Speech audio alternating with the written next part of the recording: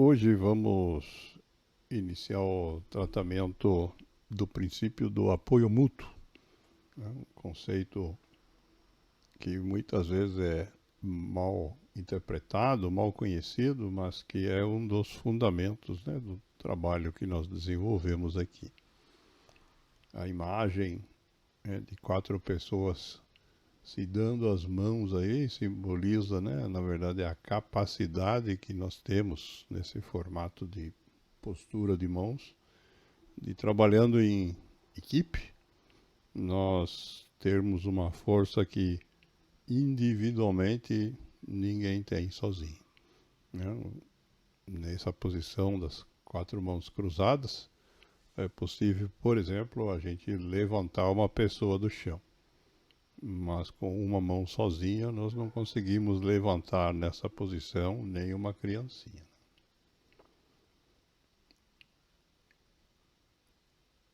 Só lembrando, né, esse conceito, né, que nós chamamos de princípio, é um conjunto, né, de conceitos que formam um dos 5 pilares da nossa metodologia.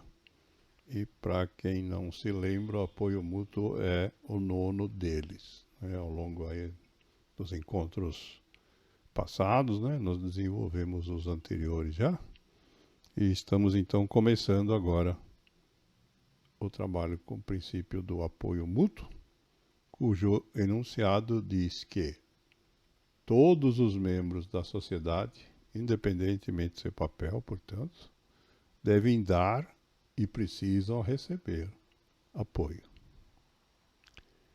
E para a gente ilustrar esse conceito, temos várias reflexões aí de autores, os mais variados, como sempre. A primeira delas é do Padre Haroldo, que diz que nenhum de nós é tão bom quanto todos nós juntos, né? Frase essa que se conecta diretamente com a figura que usamos na abertura. O segundo ponto, né, é que para que essa equipe funcione, né, para que a gente consiga, de fato, usando o simbolismo da imagem, levantar alguém com 4 mãos em conjunto, essa equipe precisa ser formada por pessoas que, como nos alerta o Simon Sinek, confiam umas nas outras. Precisamos confiar que os outros vão se movimentar ao mesmo tempo que a gente para fazer força, senão não funciona. Então, isso explica, né, essa frase de autor desconhecido, né, que uma equipe não é simplesmente uma coleção, um ajuntamento de pessoas. As pessoas que formam essa equipe precisam individualmente contribuir e nesse processo também vão receber.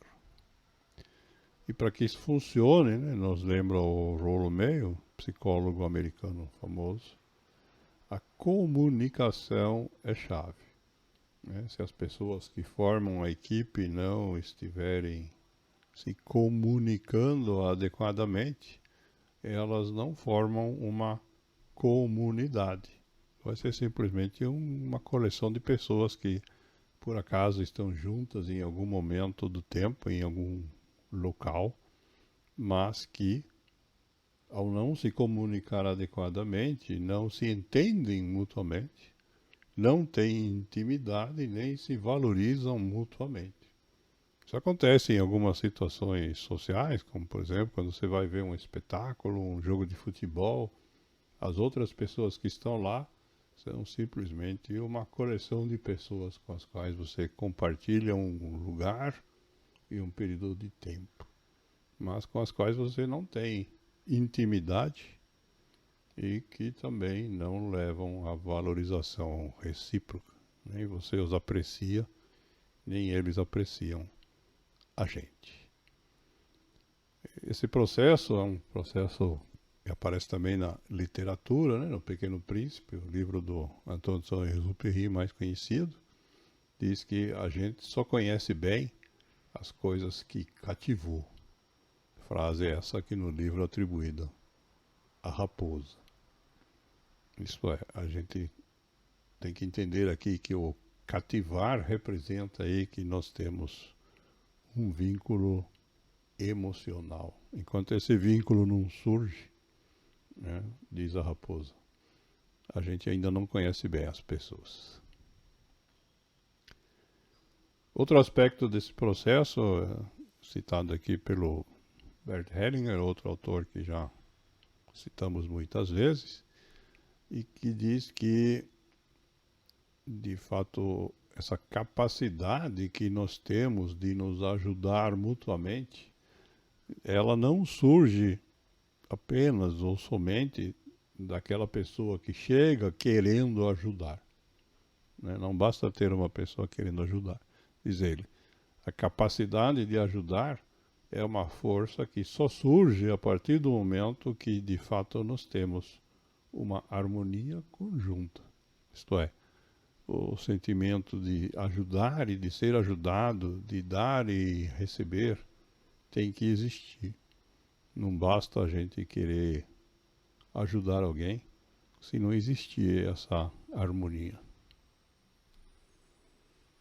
E esse processo, em palavras bem diferentes, mas é um conceito bastante antigo, né? O Confúcio, filósofo chinês do século V, antes da nossa era, né, antes de Cristo, diz que para conhecermos os amigos é necessário passar pelo sucesso e pela desgraça. Porque tem amigos que só são amigos quando a gente está num momento de sucesso, né? Diz ele. No sucesso verificamos a quantidade e na desgraça a qualidade. Os verdadeiros amigos são aqueles que permanecem mesmo nos momentos difíceis. E de fato, quem participa de um grupo de apoio mútuo geralmente está ou passou por um momento de desgraça, né, para usar as palavras do Confúcio. Voltando à questão da comunicação, o Stephen Covey nos lembra que existe uma tendência, né, da gente não escutar direito quando as pessoas vêm se expressar. Diz ele que o grande problema da comunicação é que a gente não escuta com a intenção de entender, mas apenas com a intenção de responder.